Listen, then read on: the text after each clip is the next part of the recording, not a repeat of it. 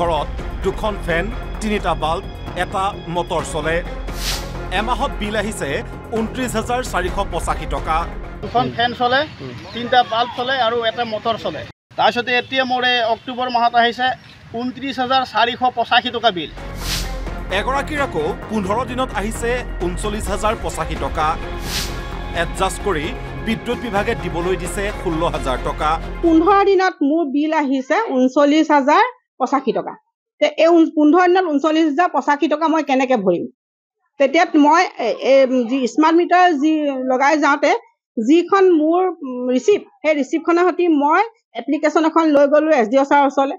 তেওঁলোকে চাই মেলি এডজাষ্ট কৰিছে। তেওঁলোকে কৈছে যে আমি প্লাছ মাইনাছ কৰি দিম। প্লাছ মাইনাছ কৰি তেওঁলোকে 22,802 টকা 2 টকা এটা তেওঁলোকে হেৰি কৰিছে, উলিয়াইছে। উলিয়াই পেলাই তেওঁলোকে কাটকুট কৰি পেলাই মানে মাইনাছ কৰি পেলাই উলিয়াৰ পাছত তেওঁলোকে মোক কৈছে যে আপোনালোকে এডজাষ্ট কৰিছোঁ আমাৰ ফালৰ পৰা, আপোনালোকে 16,000 টকা এটা পে' কৰিলে হৈ যাব। কিন্তু সেই 16,000 15 দিনত আমি কি হিচাপত দিম? তেওঁলোকে হিচাপটো দেখাওক আমাক। হয়, ৰাজ্যজুৰি এতিয়া স্মাৰ্ট মিটাৰে ৰাইজক জ্বলা কলা খুৱাইছে। স্মাৰ্ট মিটাৰ বন্ধ নকৰিলে পৰিণাম বেয়া হ'ব। বন্ধ কৰক। স্মাৰ্ট মিটাৰৰ হাজাৰ হাজাৰ টকাৰ বিল দি ভাগৰি পৰিছে ৰাইজ। সেয়ে ৰাজ্যৰ ভিন্ন প্ৰান্তৰ ৰাইজ এতিয়া ওলাই আহিছে।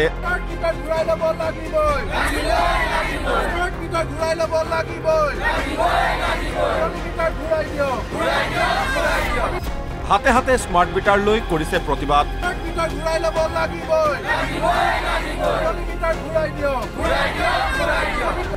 ঘেৰাও কৰিছে বিদ্যুৎ বিভাগৰ কাৰ্যালয়।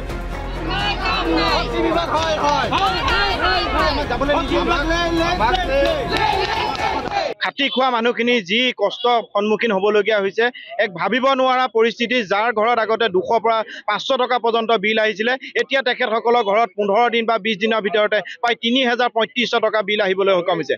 আৰু যিখিনি ঘৰত আজি তাৰিখত স্মাৰ্ট মিটাৰ লগোৱা আছে, এই স্মাৰ্ট মিটাৰখিনি যদি তেখেতসকলে APDCL খুলি নানে, তেতিয়াহ'লে আমি অনাগত দিনত খুলি আনি স্মাৰ্ট মিটাৰখিনি আমি APDCL কাৰ্যালয়ত জমা দি দিম। তাৰপিছত কিন্তু আমাক কিন্তু কোনোপধ্যে দোষাৰোপ কৰিবৰ কাৰণে সক্ষম নহ'ব।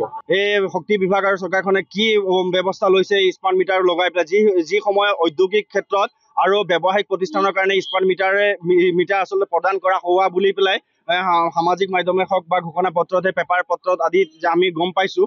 সেই সময়তে অসম চৰকাৰে অসমৰ প্ৰতিখন ৰাইজৰ প্ৰত্যেকজন লোকৰ ঘৰতে স্মাৰ্ট মিটাৰ সংস্থাপন কৰিছে।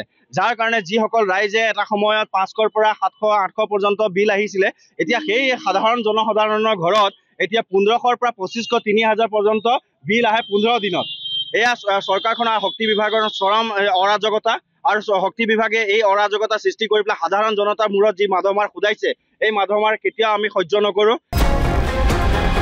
আপোনাৰ ঘৰৰ স্মাৰ্ট মিটাৰৰ বিলো বেছিকৈ আহিছে নেকি? কমেণ্ট যোগে জনাবলৈ নাপাহৰিব।